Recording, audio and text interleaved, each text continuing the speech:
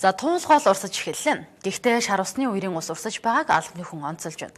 Харахад ус урсаж байгаа хэдий ч экосистем нь өөрчлөгдсөн гэсэн юм а. Today is World Water Day, but there's grim news for Korea. The country may be facing a water shortage come 2050.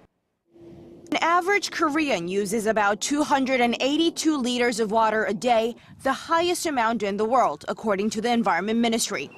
Beijing is consuming so much water, it's causing the city to sink at an extreme rate. A new study using satellite imagery and radar technology confirmed the ground level is sinking each year by roughly 4 inches. Beijing doesn't have enough water to begin with. It's the 5th most water-stressed city in the world. Meanwhile, 2/3 of the water the city uses comes from the ground.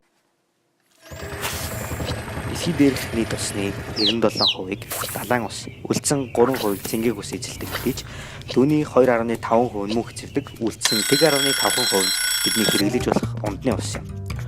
Дэлхийн эрүүл мэндийн байгууллага байгаль хамгаалах санхүүгийн гаргасан судалгаанаас үзвэл өнөөдрөөс ердөө 13 жилийн дараа буюу 2030 он гэхэд дэлхийн нийт хүн амын 3.1-т ундны усны ховслол нүрлэх хавь тулгараад байна.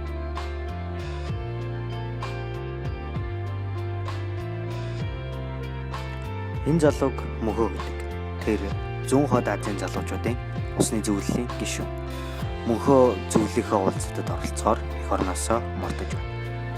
Зүүн хойд Азийн орнууд болох Монгол, Оросын холбооны улс, бүгд найрамдах Хятад ард улс, бүгд найрамдах ардчилсан Солонгос ард улс, бүгд найрамдах Солонгос улс, Япон улсын төлөөлөл болсон залуучууд анхандаа бие биенээсээ бишүүрхэнгүй хамтран ажиллахдаа хаалттай байсан бол одоо маш сайн найзууд мөн түншүүд бөгөөд тэд бүсийн аюулгүй байдлын хамтын ажиллагааны эхлэлийг тавьсан.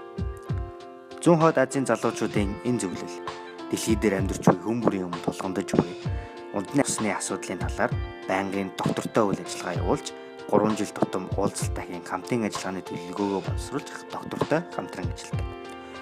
Уулзалтаараа зүүн хойд Азийн залуучууд өөрсдөө нэн тулгамдж буй ундны усыг хайрлах, хамгаалах, нэмэгдүүлэх талаар шинэлэг санаа авч болох арга хэмжээнүүдийн талаар ярилцаж нэгдсэн зөвлөмж боловсруулан өөрсдийн орны засгийн газарт хөргүүлдэг.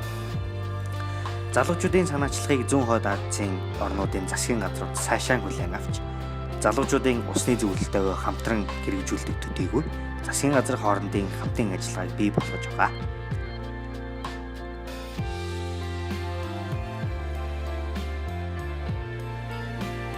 Бид хэдий өөр хэл, өөр соёл, өөр амьдралын хэв маягтайч их дэлхийгээ хайрлах, ундны усаа хамгаалах асуудал бидний хэнийг ч ялгалгүй тулгарч байна.